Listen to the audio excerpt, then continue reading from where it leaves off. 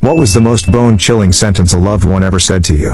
1. I was silly enough to ask my husband what his girlfriend had that I didn't have. Yes, I know. A lying, cheating partner. But I wasn't thinking clearly at that moment. His answer chilled me forever. She's wonderful. She's so wonderful, that if you knew how wonderful she was, you wouldn't be able to live with yourself. I know there are lots of wonderful women in the world. It's what we are. But so wonderful that I wouldn't be able to live with myself? He was only off by one word. I wouldn't be able to live with him. He should definitely go there and be with her. After all, serial cheaters deserve all the wonder they can get. Oh yeah, after I went away and gave them some space for a few months, she dumped him. So wonderful. Lol.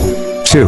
My ex and I had frozen embryos left from our IVF treatment. When our son was 4, we got a letter from the lab, asking us if they could destroy the material, use it for scientific purposes or keep it for the next 5 years. I asked him, what do you think? He replied, keep them. I consulted the imam and he said it was haram to destroy them. They are supposed to be used or die in their natural course. They won't die until they are defrosted. And there are 18 of them. You can't use them all either. This fatwa makes no sense. Of course we are not using them. Are you crazy? You can't make normal kids in the first place. Just autistic ones like Yusuf. Yusuf may be autistic, but he is more intelligent and sensitive than his dad. You moron. 3. My 90-year-old great-grandmother's best friend had just passed away. They had been close for 50-ish years. I went to visit Granny one day like I usually do. We went to the store and went to eat. We got back to her house and were hanging out in her room. I was laying on her bed and she was in her recliner by the window. All of a sudden she said, do you see that garment bag hanging on the back of the bedroom door? That's what I want to be buried in. I went over and looked and it was a really pretty outfit.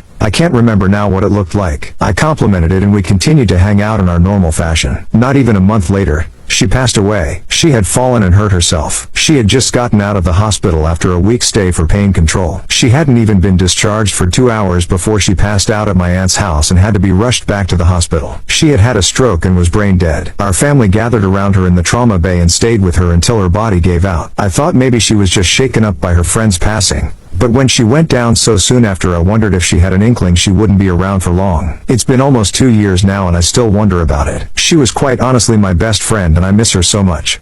4. When my son was 7, I went for a walk and talk with him for a few blocks. While we were chatting, I asked him something like what would he want to do when he grew up, say around 30 years old. He answered, and I still get goosebumps as I remember him saying this, I'm not gonna live to be 30. I said, what? Question mark, why do you think that? Exclamation mark. He clammed up and just smiled a silly little smile. On the basis of that chilling statement, plus some dyslexia, my ex and I took him to a psychologist for an assessment. In the end, she said he was basically fine, just a bit nervous in school. In the end he got over it all, is now in his 40s, married with a great career, and is a very happy person. 5. This is so fresh I am not sure I should even post it. I'm so numb right now I can't comprehend much. I don't know if answering this question is part of the grieving process or the healing process. I'm newly pregnant again after 2 failed pregnancies with my current husband. So I'm pretty fragile in every aspect of my life right now. Anyways, the most bone-chilling sentence happened yesterday morning, October 4th, 2019. Emily,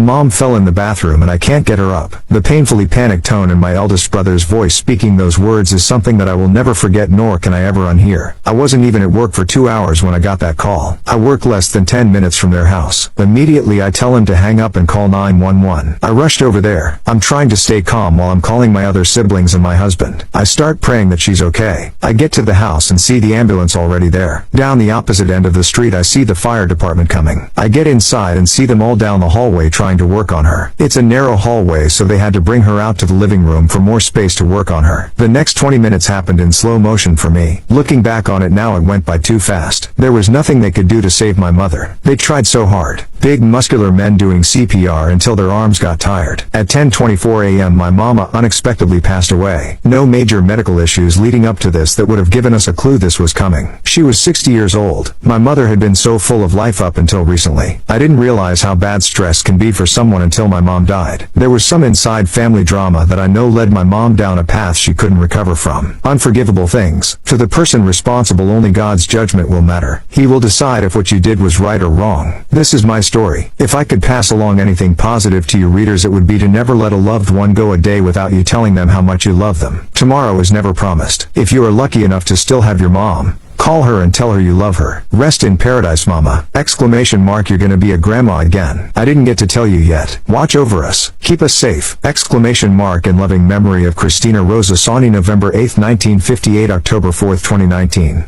6. I guess my story consists of a sentence said to me and my response. I was 16 years old and looking after my 18-month-old brother, because my alcoholic mother would rather go out and get paralytic than stay home with her family. This particular night about 11 p.m., I just fed the baby and put him back to bed, and my mother came home to change, as she was going out with a man, not my father, who was at work doing night shift. She was like a teenager, asking me should I go, or shouldn't I go? In absolute frustration I uttered what would be bone-chilling sentence number 1. I said for God's sake go, and don't come back. She then uttered chilling sentence number 2. She gave me a kiss on the cheek and said that might be the last kiss you get from me. She left, and 7 minutes later, was dead, after going through the windscreen of the drunk driver's car. The guilt I felt, rightly or wrongly, lead me to take an overdose of blood pressure medication, on the first anniversary of her death. I had dropped 2 tablets and the doctor said if I'd bothered to pick them up, I would have died. It took me a long time to understate that this wasn't my fault. I was not my mother's keeper. Words can cut like a knife.